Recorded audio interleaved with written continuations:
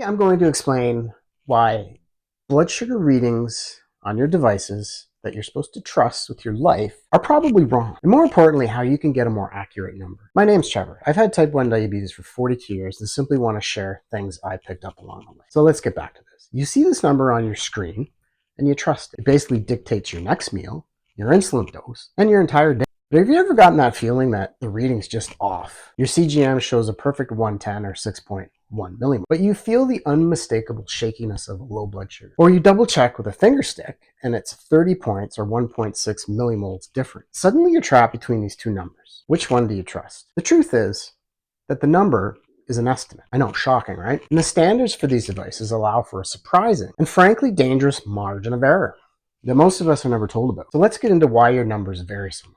How can a critical medical device be so inconsistent? It's not a lie, it's just a secret buried in the fine print, I guess. For fingerstick meters, the international safety standards they follow has a surprising amount of wiggle room. The standard says that for any reading over 100 milligrams per deciliter, or 5.5 millimole, your meter only has to be within 15% of the real lab value that you would get at a laboratory. So if your actual blood sugar is 200, or 11.1 millimoles, your meter is still considered accurate. That's quite a margin, showing you anything from 170 to 9.4 millimoles to 230 or 12.7.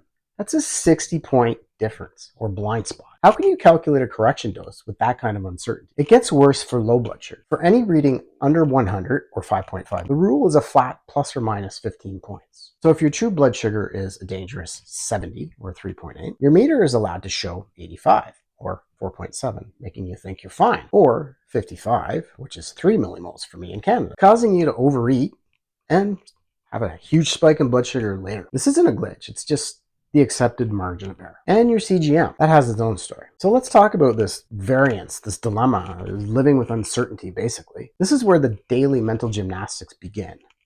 CGM says you're 150, or 8.3 millimoles, with double arrow down, but you feel completely fine. Your finger stick says 180 or 10 millimoles. Now what? Do you trust the lower number and risk a high, or the higher one and risk a low? It's that pit in your stomach us type 1 diabetics feel when your CGM screams you're low, but your finger stick says you're in range.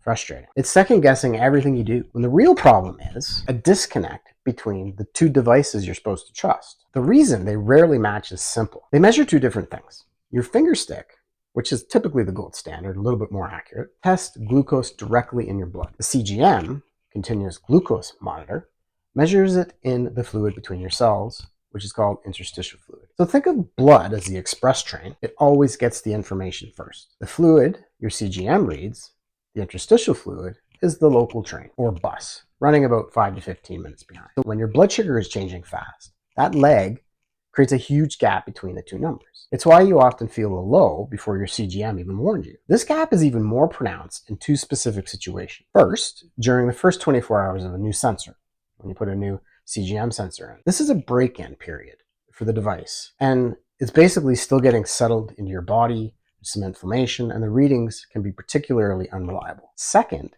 when your blood sugar is on a roller coaster, rising and falling quickly, the already present lag gets magnified, so the difference between your finger stick and your CGM can be dramatic, making it extremely difficult to know what action to take. So let's get to how can we get back some control? What do we do? You're not helpless here, okay? You can't change the industry. It's not going to be more accurate. They are getting better over time, CGMs in particular, but you can change your methods to get a much more reliable reading, especially with the finger pricks. Here are 3 things you can do to master your finger stick, which is always your trusted baseline. So number 1, wash your hands, preferably with soap and water. That little bit of sugar from a piece of fruit you handled a few minutes ago can throw your blood sugar reading off. One study showed someone's reading jumping 100 points after handling a banana. That's 5.0 millimoles. Alcohol swabs can dry your skin and also affect the result. So just use soap and dry your hands completely before testing, because a wet finger can also cause a false low. Number 2, get a good, decent blood drop on your first try. If you milk your finger, squeezing too hard can actually cause some of that interstitial fluid that CGMs use to leak in with the blood and affect your reading, giving you a more dilute number. If you're having trouble, try hanging your hand down at your side for a few minutes. Number 3, treat your test strips like the fragile tools they are. Heat, humidity, and even air exposure can damage the enzymes that make them work. Never use expired strips. Keep them in their original sealed container. Leaving them in a hot car or a steamy bathroom, not a good idea. It can ruin the whole vial. And if you don't have coverage for these things, they can run $1 a test strip. So if you find these tips are helping you make sense of this, do me a favor and hit the like and subscribe button. It's free and it helps out my channel. And that way you won't miss the next video. Okay, a couple more solutions, some finer details. So let's keep going. Number 4, check your environment. Extreme temperatures, whether you're in Canada in the minus 20 degrees Celsius range, or the high altitudes, or you live in a humid environment like Florida, this can affect your meters and sensors. So your meter has an ideal temperature range listed in its manual. If you're on a ski slope, like I mentioned in Canada, or on a hot beach, you can't really trust the readings on your meter. Often it won't work, it'll say too hot. Number 5, know your body. Dehydration is a huge one. When you don't drink enough water, your blood gets more concentrated, which can lead to a false high. Even taking large doses of things like vitamin C or Tylenol can interfere with the chemistry on some test strips and CGM sensors. I often get asked that by the CGM company I deal with when I call them and the sensor fails.